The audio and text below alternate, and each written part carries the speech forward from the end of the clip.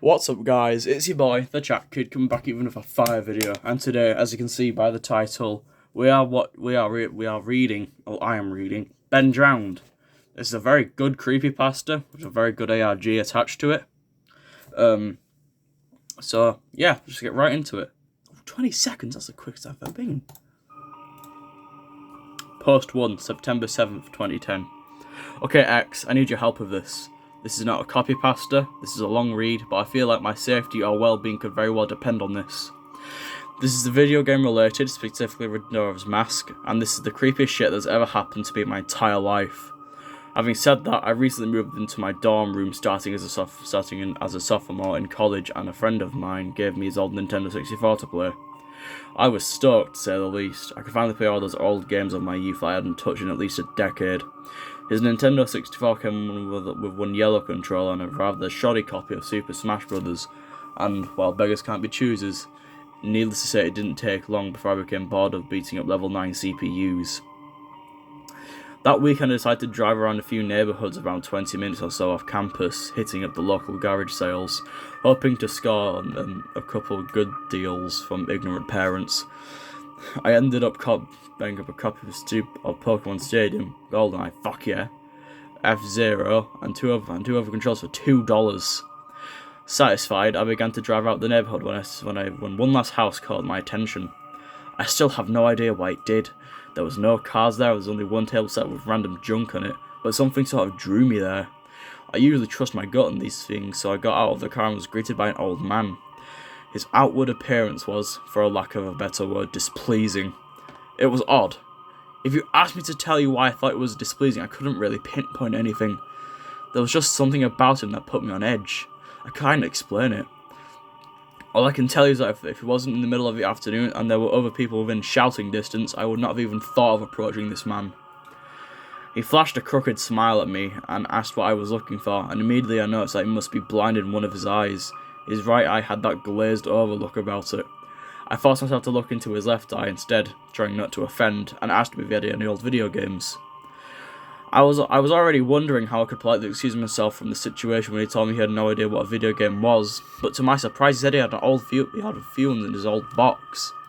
He assured me he'd be back in a jiffy and turned back to head back into the garage. As I watched him hoverball away, I couldn't help but notice what he was selling on his table.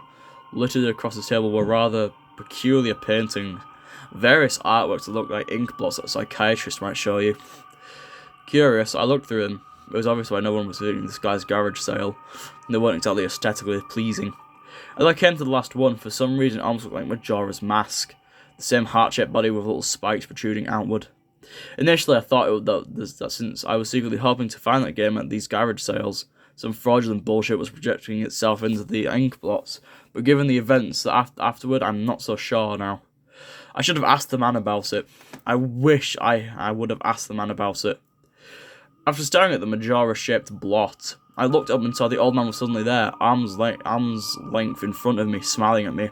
I'll admit it, I jumped out with reflex and I laughed nervously as he handed me a Nintendo 64 cartridge. It was a standard grey colour, except that someone had written Majora on it in black permanent marker. I got butterflies in my stomach as I realised what a coincidence this was and asked him how much he wanted for it. The old man smiled and said I could have it for free. That used to belong to a kid that was about my age and didn't live here anymore. There was something weird about how that man phrased that, but I didn't pay any real attention to it then. I was caught up in not only finding this game, but getting it for free. I reminded myself to be a bit skeptical since it looked like a pretty shady cartridge and there was no guarantee that it would work, but then the optimist inside me interjected me saying it was some sort of beta version or pirated version of the game, and all I needed was to get back in Cloud 9. I thanked the man, and then the man smiled at me and wished me well, saying, "Goodbye then." At least that's what it sounded like to me. All the way in the car ride home, I had a nagging doubt that the man had said something else. My fears were confirmed when I booted up the game. To my surprise, it worked just fine. And there was one save file there, simply named Ben. "Goodbye, Ben," he was saying. "Goodbye, Ben." I felt bad for the man. Obviously a grandparent and obviously going senile, and I, for some reason or another, reminded him of his grandson Ben. Out of curiosity, I looked at the save file. Eyeballing it, I could tell he was pretty far in the game. He had almost all of the masks and three quarters of the remaining of the bosses. I noticed he'd used an owl statue to save his game. It was on day 3 and by the stone tower temple with hardly an hour left before the moon would crash. I remember thinking how I was ashamed he'd come so close to beating the game, but he never finished it. I made a new save file named Link out of tradition and started the game, ready to relive my childhood. For such a shady looking game cartridge, I was impressed by how smoothly it ran. Literally just like a retail copy of the game, save for a few minor hiccups here and there, like textures being where they shouldn't be, random flashes of cutscenes at odd intervals, but nothing too bad. However, the only thing that was a little unnerving was that at times NPCs would call me Link, and other times they would call me Ben. I figured it was just a bug, a fluke in the programming causing our files to get mixed up or something. It did kind of creep me out though after a while, and it was around after I'd beaten the Woodfall Temple that I regrettably went onto the save file and deleted Ben. I'd intended to preserve the file just out of respect for the game's original owner. It's not like I needed 2 files anyway. Hoping that would solve the problem. It did, and it didn't. Now, NPCs wouldn't call me anything. Where my name would be, there would just be a dialogue there. Where the name of the dialogue be, there would just be a blank space. Frustrated, and with homework to do, I put the game down for the day. I started playing the game again last night, getting the 10th lens of truth and working my way towards completing the Snowhead Temple. Now, some of you more hardcore Majora's Mask players know about the 4th day glitch. For those who don't know, you can Google it, but the gist of it is that right as the clock hits about to hit 000000 on the final day, you talk to the astronomer and look through the telescope.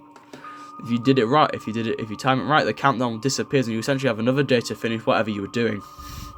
Deciding to do the glitch to try and finish the Snowhead Temple, I'd happened to get it right the very first try, and the time count at the bottom disappeared. However, when I pressed B to exit the telescope, instead of being greeted by the astronomer, I found myself in the Majora's boss fight room at the end of the game, the trippy boxing arena, staring at Skull Kid hovering over me. There was no sound, just him floating in the air above me, and the background music, which was regular for the area, but still creepy. Immediately, my palms began to sweat. This was definitely not normal. Skull Kid never appeared here. I tried moving around the area, and no matter where I went, Skull Kid would always be facing me, looking at me, not saying anything. Nothing would happen though, and this kept up for around 60 seconds. I thought the game had bugged or something, but I was beginning to doubt that very much. I was about to reach for the reset button when text appeared on my screen. You're not sure why, but you apparently had a reservation. I instantly recognised that text. You get that message when you're in the room key from Andrew that Stock put in, but why was it playing here? I refused to entertain the notion that it was almost as if the game was trying to communicate with me. I started to navigate the room again, testing to see if it was some sort of trigger that enabled me to interact with something here. Then I realised how stupid I was. To even think that someone could reprogram the game like this was absurd. Sure enough, 15 seconds later, another message appeared on screen. And again, it was like the first one, it was an already pre-existing phrase. Cross the layer of the temple bosses? Yes, no. I paused for a second, contemplating what I should do and how the game would react. Then I realised that I couldn't select no. Taking a deep breath, I pressed yes and the screen faded to white, with the words "Dawn of a New Day" with the subtext next to it. Where I was ported to fill me with the most intense sense of dread and impending fate I'd ever experienced. The only way I can describe it, the way I felt here, is having this feeling of inexplicable depression on a profound scale. I'm not normally a depressed person, but the way I felt here was a feeling that I didn't even know existed. It was such a twisted, powerful presence that seemed to wash over me. I appeared in some weird twilight zone of Clocktown. I walked out of the clock tower, as you normally do when you start on day 1, only to find that all the inhabitants were gone. Usually with the 4th day glitch, you can still find some of the guards and the dog that runs around the outside of the tower. This time they're all gone. What replaced them was the ominous feeling that something was out there, in the same area as me, and that it was watching me. I had 4 hearts to my name and the hero's bow, but at this point I wasn't even considered for my avatar. I felt I was posing some kind of danger. Perhaps the most chilling thing was the music. It was the song of healing, ripped straight from the game itself but played in reverse. The music would get louder, building up as if you expect something to pop out at you, but nothing ever did, and the constant loop began to wear on my mental state. Every now and again, I would hear the faint laugh of the happy mask salesman in the background, just quiet enough so that I wasn't sure if I was just hearing things, but loud enough to keep me determined to find him. I looked in all 4 zones of Clocktown only to find nothing, no one. Textures were missing. West Clocktown had me walking on air. The entire area felt broken. Hopelessly broken. As the reverse song of healing repeated for what must have been the 50th time, I just remember standing in the middle of Clocktown, realising that I never felt so alone in a video game before. As I walked through the ghost town, I don't know whether it was the combination of the out-of-place textures and the atmosphere and the haunting melody of the once peaceful and soothing song being butchered and distorted, but I was literally on the verge of tears and I had no idea why. I hardly ever cried. Something had gripped me here, and this powerful sense of depression that was both foreign and crippling. I tried leaving Clocktown, but every time I attempted to zone out, the screen would fade to black and I would just zone into another part of Clocktown. I tried playing my ocarina. I wanted to escape, and I did not want to be here, but every time I played the Song of Time or the Song of Soaring, it would only say, "Your notes echo far, but nothing happens." By this point, it was obvious the game didn't want me to leave, but I had no idea why it was keeping me here. I didn't want to go inside the buildings. I felt that maybe I was too vulnerable there to whatever I was terrified of. I don't know why, but I came up with the idea that maybe if I would drown myself at the laundry pool, I could spawn somewhere else and leave this place. As I zoned in towards the pool, that's when it happened. Link grabbed his head and the screen flashed for a brief moment of the happy mask salesman smiling at me. Not Link, with me, with the Skull Kid scream playing in the background. And that's when I returned, and when the screen returned, I was staring back at the Link statue from playing the song Elegy of Emptiness. I screamed at the thing as the thing just stared back at me with that haunting facial expression. I turned around and ran back out of South Clocktown, and to my horror, the fucking statue followed me everywhere, followed me in the only way I could compare as like the weeping angels from Doctor Who. Every so often, at random intervals, the animation would play of the statue appearing behind me. It was like the thing was chasing me, or, I don't even want to fucking say it, haunting me. By this point, I was on the verge of hysterics, but not once did even the thought of turning off the console occur to me. I don't know why, I was so wrapped up in it, the terror felt all so real. I tried to shake the statue, but it would literally appear right behind me every single time. Link started to scream. Link began to make weird animations I'd never seen him do before. He would flail his arms around or spasm randomly, and the screen would cut to the happy mask salesman smiling again for a brief moment before I was back face to face with that fucking statue again. I ended up running into the Swordmaster's dojo and ran to the back. I don't know why, but in my panic I thought some kind of assurance that I'm all alone here. To my dismay, I found no one. But as I turned to leave the statue cornered me in the cubby in the back. I tried to start attacking the statue with my sword, but to no avail. Confused and backed into a corner, I stared at the statue, waiting for it to kill me. Suddenly, the screen flashed back to the happy mask salesman, and Link turned to face my screen. Standing upright, mirroring the statue, looking at me along with his copy, literally staring at me. What was left of the fourth wall was completely shattered while I ran out of the dojo, terrified. Suddenly, the game walked me to an underground tunnel, and the reverse song of healing queued up again. I was given a brief moment of rest before the statue started appearing behind me again, this time aggressively. I could only take a few steps before it would summon behind me again. I hurriedly made my way out of the tunnel and appeared in southern Clocktown. As I ran aimlessly, in a sheer panic, suddenly a re-dead scream, and the screen faded back to black as dawn of a new day and appeared again. The screen faded and I was standing on top of Clock Tower with Skull Kid hovering over me again, silent. I looked up and the moon was back, looming just meters above my head, but the Skull Kid just staring at me haunting with that fucking mask. A new song was playing. The Stone Tower Temple theme played in reverse. In some sort of desperate attempt, I equipped my bow and fired off a shot at the Skull Kid. And it actually hit him, and he played an animation of him reeling back. I fired again, and on the third arrow, a text box appeared saying, "That won't do you any good." And I was picked up off the ground, levitating up on my back, and then Link screamlessly burst into flames, instantly killing him. I jumped when this happened. I'd never seen this move used by anyone in the game, and Skull Kid himself didn't have any moves. As the death screen played, my lifeless body still burning, the Skull Kid laughed and the screen faded to black, only to have me reappear in the same place.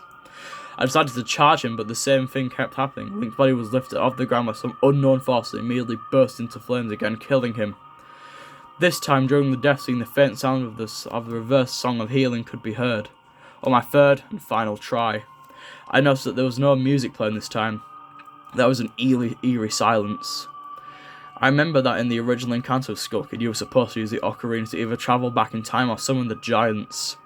I attempted to play the Song of Time, but before I could hit the last note, Link's body once again horrifically exploded into flames and he died.